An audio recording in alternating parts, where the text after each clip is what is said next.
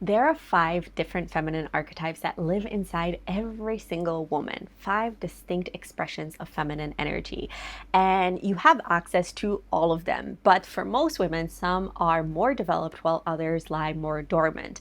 And different seasons of your life will naturally call forward different archetypes. So in this video, I'm going to walk you through all 5 so you can discover which ones are dominant in you, which one might be a little underdeveloped, and which one this season of life is calling you into. Hi Angel, welcome back. And if you're new here, my name is Aida and I help women awaken their feminine energy, become absolutely magnetic, and have unforgettable intimacy. So if that's your vibe, hit subscribe. And if you want to go deeper with me beyond YouTube, I have courses and programs linked below that will change your life. And speaking of going deeper, if you're ready to go all in on awakening and embodying your feminine energy, I have a course called the Ultimate Feminine Energy Course that will take you on that full journey. So I'll link it down below if you feel called. All right, let's dive into these 5 archetypes. So first, let me explain what archetypes actually are. So the concept comes from the work of Carl Jung, which was a Swiss psychologist who identified universal patterns that exist across all cultures and throughout human history. And he called these patterns archetypes. And essentially, archetypes are blueprints of energy that live in our collective unconscious. And today, we're going to focus specifically on the feminine archetypes. So 5 expressions of feminine energy that every woman has access to. Now, here's what I want you to understand. These aren't boxes to put yourself in. They're not fixed personality types. They are energies, and you have access to all of them.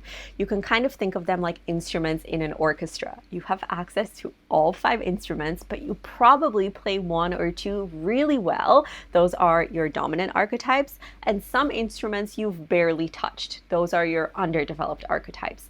And depending on what song life is asking you to play, what season you're in, different instruments will be called forward. So the goal isn't to be one archetype. The goal is wholeness, conscious access to all 5, and knowing when to draw on each one.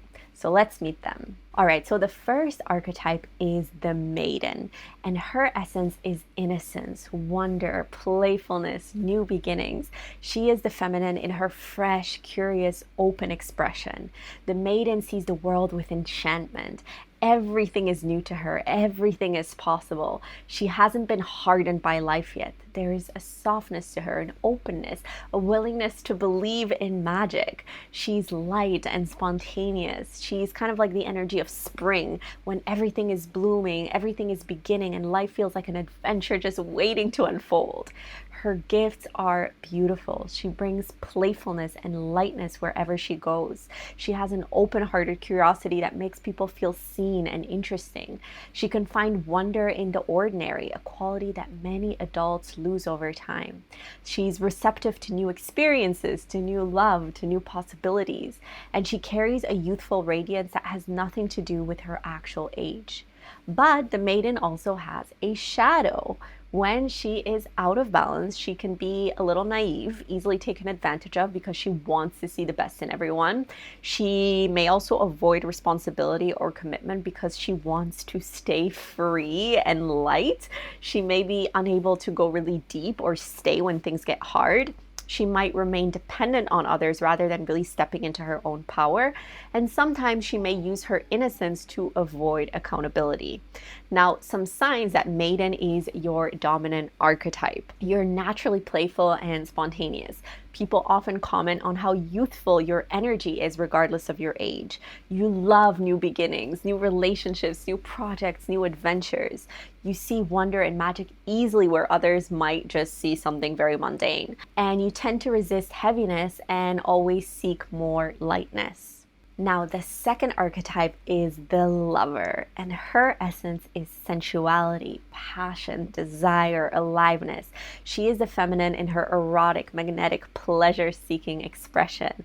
The lover is deeply connected to her body, her senses, her desires. She doesn't just exist, she savors. She's the energy of full-blooded aliveness, of wanting and being wanted, of beauty and deep connection. She's the woman who makes everything feel more vivid, more alive, more delicious. When she's in the room, the temperature changes. Her gifts are magnetic. She has a deep connection to pleasure and the senses that allow her to truly enjoy being alive in her body. She's naturally attractive, and people are drawn to her without her even trying. She carries a passion that makes life feel worth living. She creates intimacy and connection effortlessly. She's very comfortable with desire, both hers and others, without shame, and she makes people feel alive and desired just by being in her presence. But the lover also has her shadow too.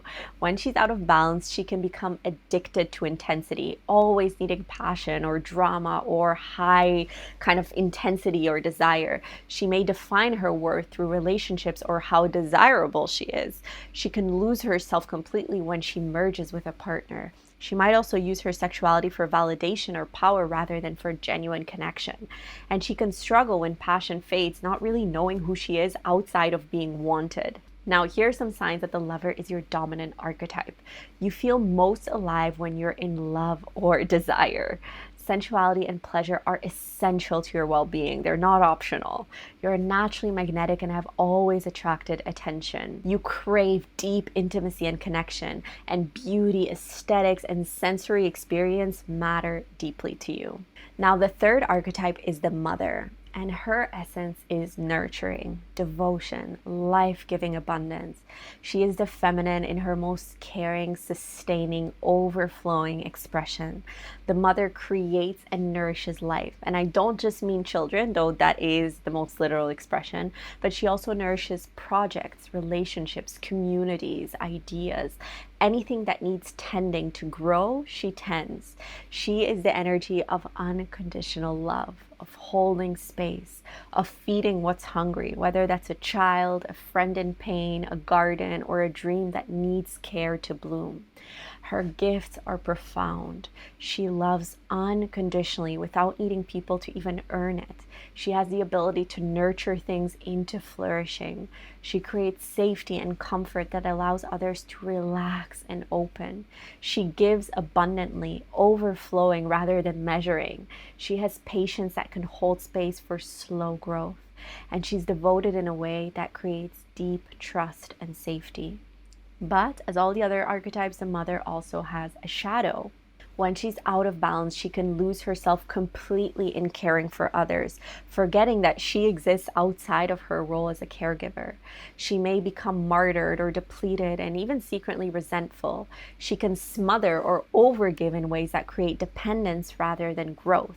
She might neglect her own needs so completely that she burns out. She can also use nurturing as a subtle form of control, and her entire identity can become wrapped up in being needed. Now, some signs that the mother is your dominant archetype. You naturally care for others, often putting them before yourself. People come to you for comfort and support. You're the one that they always call when they're struggling or when they need something. You love creating home, nourishment, spaces of safety. You feel fulfilled when you're being helpful or when you're helping someone to grow. And you may struggle with receiving or asking for your own needs to be met. Now, the fourth archetype is the wild woman, and her essence is untamed, instinctual, fierce, free. She is the feminine in her raw, primal, uncaged expression. The wild woman can't be controlled or domesticated. She runs with the wolves. She knows things in her bones that civilization has forgotten. She's the energy of nature itself, storms and forests and oceans and fire. She is the part of you that refuses to shrink, that refuses to be tamed, refuses to fit into the boxes that were never made for you. Her gifts are powerful. She is unshakably authentic. She literally cannot be fake. She has a deep connection to her instincts and intuition that bypasses logic. She carries fierce power and passion that can move mountains. She's free in a way that liberates everyone around her. She has that transformative fire, the ability to burn away what's false so something truer can emerge. She's connected to nature and the natural cycles in a way most modern women have lost. And she gives other permissions to be wild too, just by existing. But the wild woman also has her shadows. When she's out of balance, she can become somewhat destructive, chaotic, or unable to commit to anything. She might reject all structure, even healthy structure that would actually serve her. She can push intimacy away because she fears it will cage her. She might use her wildness as an excuse to avoid responsibility. And she can burn bridges and destabilize her own life in the name of freedom. Now, some signs that the wild woman is your dominant archetype. You've never fit into boxes. You've always been kind of like too much or too intense for certain people. You feel deeply connected to nature and need it in order to feel like yourself. You can't tolerate inauthenticity or situations that cage you. People see you as fierce, as intense, as powerful, and you've probably burned your life down more than once to rebuild it truer. Now, the fifth archetype is the queen, and her essence is sovereign, wise, powerful, self-possessed. She is the feminine in her most mature and kind of boundaried expression. The queen has walked through life and emerged with wisdom. She's not naive like the maiden. She's not searching like the lover. She's not giving herself away like the mother. She's not burning everything down like the wild woman. She has arrived in herself. She knows her worth without needing anyone to validate it. She doesn't chase. She chooses. She holds her kingdom with grace and strength, and her gifts are formidable. She has unshakable self-worth that doesn't waver based on external circumstances. She carries a certain wisdom that's earned from lived experience. She holds very powerful boundaries. She knows what she will and won't tolerate, and she doesn't waver. She commands respect naturally without demanding it. She is deeply, deeply discerning. She chooses wisely where to place her energy and attention. She holds space with authority, and she's completely self-possessed. She doesn't abandon herself for anyone or anything. But also the queen has her shadows. When she's out of balance, she can become too controlling, too rigid, even somewhat cold. She may be unable to soften or to be vulnerable or to let anyone in. She can also kind of isolate herself in her sovereignty, kind of alone in her tower. She might look down on others from her throne, and she can struggle to play, to be light, to be messy, to let go of control. Now, here are some signs that the queen is your dominant archetype. You have a very strong, unwavering sense of your own worth. People naturally respect and defer to you, sometimes without even really knowing why. You're highly discerning about who you let into your life.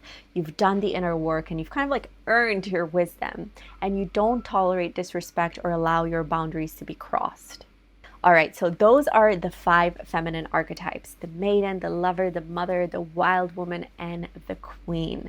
Now, here's what I want you to understand about how they work in real life. Different seasons of life will naturally call forward different archetypes. So when you're in a new beginning, let's say a new relationship, a new city, a new chapter, the maiden might come forward with her openness and sense of adventure. When you're falling in love in the height of passion and desire, the lover takes the lead. When you're raising children or building something or nurturing a community, the mother emerges. When you're in a period of transformation, burning down what's false or reclaiming your authenticity, the wild woman awakens. And when you've walked through the fire and emerged with wisdom, when you're stepping into leadership and sovereignty, the queen takes her throne. And for example, right now, I am personally fully in my mother era. I am about 7 months postpartum, and this archetype has pretty much taken over right now. The devotion, the nurturing, the giving, the creating of safety and nourishing, the breastfeeding, it's all consuming in the most beautiful and tender ways. And that's exactly right for this season. And I know that my lover is still in me, and that my wild woman is still in me, and that my queen is still in me, and my maiden is still in me. Actually, I find my wild woman also quite activated because I'm so deeply connected to my intuition and to the natural rhythms of my body and of my breath and of, everything primal in the feminine body. So I actually feel my wild woman quite activated in that sense. And I allow this season of mother to move through me. I'm not trying to be more in the lover right now. Obviously, I prioritize it with my husband, but there's different seasons that require different energies from us. And right now, the mother is leading, and that is how it's meant to be for this season of life. So you don't have to be all archetypes equally at all times. You want to honor the season you're in. But here's the deeper work. Notice which archetypes are naturally strong in you and which ones are underdeveloped or even make you a bit uncomfortable, as you heard me talk about them. Because your underdeveloped archetypes are your growth edge. Maybe you're really strong in the mother, but you've completely lost touch with the lover. So that might be something to look into. Maybe you're really powerful in the wild woman, but you've never developed the queen's groundedness. So maybe that's your edge. Or maybe the maiden comes easily, but you've never had to access the mother, and life will probably call you there at some point. So wholeness isn't about being all things at once, but it's about having conscious access to all of them whenever you want to. So knowing which one is needed in any given moment and then being able to call on her when she's really required. And I am curious, which archetype is your most dominant one? Which one did you hear and you were like, oh my God, that is so me? And also which one felt really underdeveloped or very unfamiliar to you? I'd love for you to drop it in the comments. So drop your most kind of dominant one and the one that feels like your biggest edge or the one that's most underdeveloped. So I'd love to see if there's any similarities in the comments based on the women and the type of women who watch my channel. But again, remember, you have all 5. They are all available to you. And the question is just which ones you already have access to and which ones maybe you have to put some conscious effort into developing. All right, my love, with that being said, on the topic of motherhood, I need to go breastfeed my baby. So I am going to leave you for today and I will see you in the next video.